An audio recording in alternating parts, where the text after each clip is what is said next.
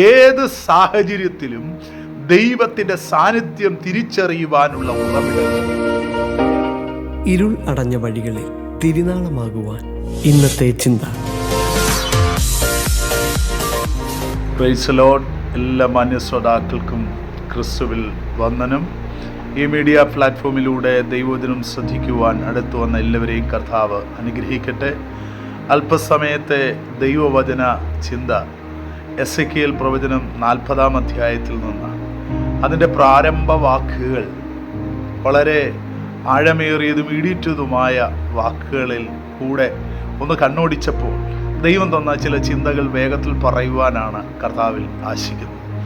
40-ന്റെ പ്രാരംഭ വാക്കുകളിൽ വായിച്ചപ്പോൾ ഞങ്ങളുടെ പ്രവാസത്തിൻ്റെ 25-ാം ആണ്ടിൻ്റെ ആരംഭത്തിങ്കൽ നിന്ന് തുടങ്ങി ഏതാണ്ട് 1-ന്റെ അവസാന ഭാഗത്തിലേക്ക് വരുമ്പോൾ യഹോവയുടെ കൈ എൻ്റെ മേൽ വന്ന് എന്നെ അവിടേക്ക് കൊണ്ടുപോയി. 2-ാം വാക്യം, ദിവ്യ ദർശനങ്ങളിൽ അവൻ എന്നെ ഇസ്രായേൽ ദേശത്തുനിന്ന് കൊണ്ടുചെന്ന് ഏറ്റവും ഉയർന്ന ഒരു പർവ്വതത്തിന് മേൽ നിർത്തി.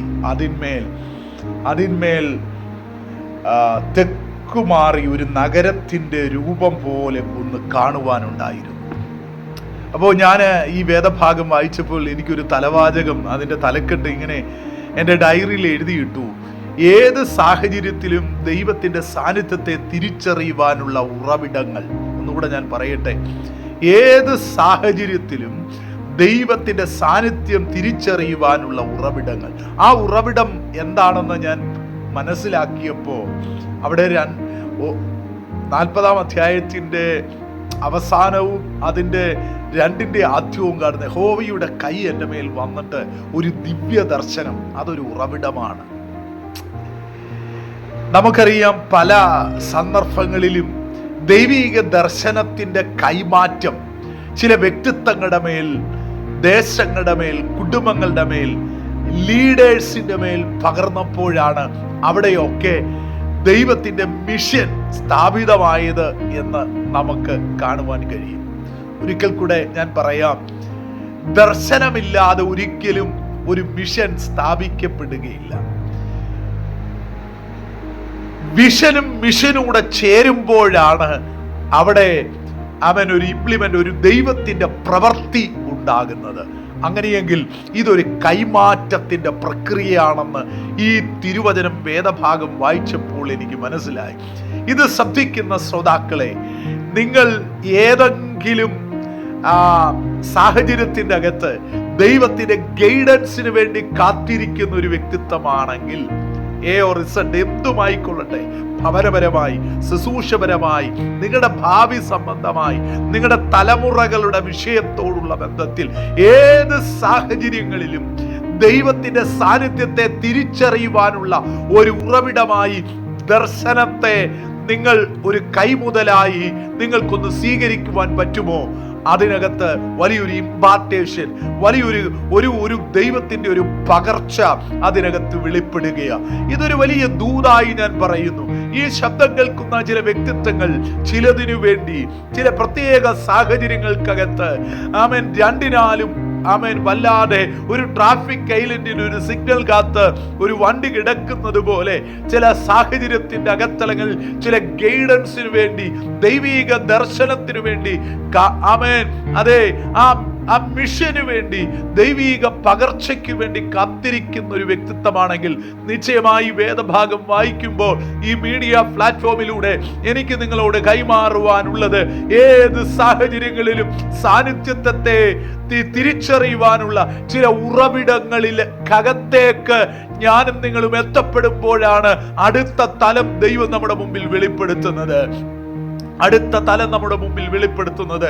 ദർശനത്തിന് സ്തോത്രം, ദൈവത്തിന് ചിലരുടെ മേലൊക്കെ ചില കൈമാറ്റങ്ങളെ പകരുവാനുണ്ട്. അത് ഒരു കാലഘട്ടത്തിന്റെ ശുശ്രൂഷയാണ്. ഈ നവംബർ മാസത്തിന്റെ ആദ്യ ദിനങ്ങളിലേക്ക് അടുത്തു വരുമ്പോൾ, ഈ സന്ദേശം ശ്രദ്ധിക്കുമ്പോൾ നിങ്ങളോട് എനിക്ക് പറയുവാനുള്ളത്, ഈ 2024 നവംബർ മാസങ്ങൾ ഇനിയും അടുത്ത ഒരു മാസങ്ങളുടെ നമ്മളെ വിട്ട് കടന്നു പോകുമ്പോൾ, അതെ, നമുക്ക് ദൈവം പകർന്നിരിക്കുന്ന ആ ഉറവിടങ്ങൾ, ദൈവത്തിന്റെ ആ സാന്നിധ്യത്തെ തിരിച്ചറിയുവാനുള്ള ഉറവിടങ്ങൾ, അത് നിസാരമല്ല. അത് വലിയൊരു കൈമാറ്റത്തിന്റെ ഒരു പ്രക്രിയയാണ്. അത് നമ്മുടെ കൈമുതലായി പിടിക്കുമെങ്കിൽ ദൈവത്തിന് ചിലതൊക്കെ നമ്മോട് സംസാരിക്കുവാനുണ്ട്. എസെക്കിയേൽ പ്രവചനത്തിൽ ഉടനീളം നമ്മൾ സഞ്ചരിക്കുമ്പോൾ 3:22 വരുമ്പോൾ യഹോവയുടെ കൈ എന്റെ മേൽ വന്നു. അവൻ പിന്നെയും അവിടെ നിന്ന് അവൻ എന്നെ സമഭൂമിയിലേക്ക് നടത്തി. അവിടെ വെച്ച് ദൈവത്തിന് ആ മനുഷ്യനോട് സംസാരിക്കുവാനുണ്ട്. തീർന്നില്ല. 37:1 വന്നപ്പോൾ ആത്മാവിനെ പുറപ്പെടുവിച്ച് നടുവിൽ നിർത്തി. ആമേൻ, സ്തോത്രം. അത് ആമേൻ, സ്തോത്രം, ഒരു അസ്ഥി താഴ്വരയിലേക്കാണ് കൊണ്ടുപോയത്. പ്രിയരെ, എസെക്കിയേലിനെ നടത്തിയതുപോലെ എന്തുകൊണ്ട് എനിക്കും നിങ്ങൾക്കും ഈ സാഹചര്യത്തിന്റെ അകത്തളങ്ങളിലേക്ക് ദൈവത്തിന് നമ്മെ നയിക്കുവാൻ ആമേൻ കഴിയുമെന്ന് നമുക്ക് വിശ്വസിക്കാം. അതെ, എന്നെ ദൈവത്തിന് ചില സാഹചര്യങ്ങളുടെ അകത്തളങ്ങളിൽ, ചില ദർശനങ്ങളിലേക്ക് എന്നെ നയിക്കുവാൻ ദൈവത്തിന് കഴിയും. അങ്ങനെയെങ്കിൽ ആ ഗൈഡൻസിന് വേണ്ടി കാത്തിരിക്കുന്ന വ്യക്തികളുടെ നിങ്ങളുടെ കാത്തിരിപ്പ് വെറുതെയല്ല. ഒരു മിഷന്റെ, ഒരു പൂർത്തീകരണത്തിന്റെ ഒരു പുതിയ തലം ദൈവം നിങ്ങളുടെ മുമ്പിൽ വെളിപ്പെടുത്തുകയാണ്. അതുകൊണ്ട് ഈ വചനം നിങ്ങൾ കേൾക്കുമ്പോൾ തന്നെ കർത്താവിനോട് പ്രാർത്ഥിക്കണം. എനിക്ക് തരുന്ന ദർശനത്തിനകത്ത്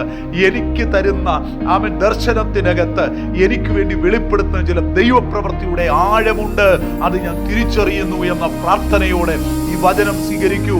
വരും ദിവസങ്ങളിൽ വലിയൊരു ദൗത്യത്തിനായിട്ടുള്ള അഭിഷേകം കർത്താവ് നമ്മെ തരും എന്നതിൽ രണ്ടു പക്ഷമില്ല. May God bless you. ദൈവം നിങ്ങളെ സഹായിക്കട്ടെ.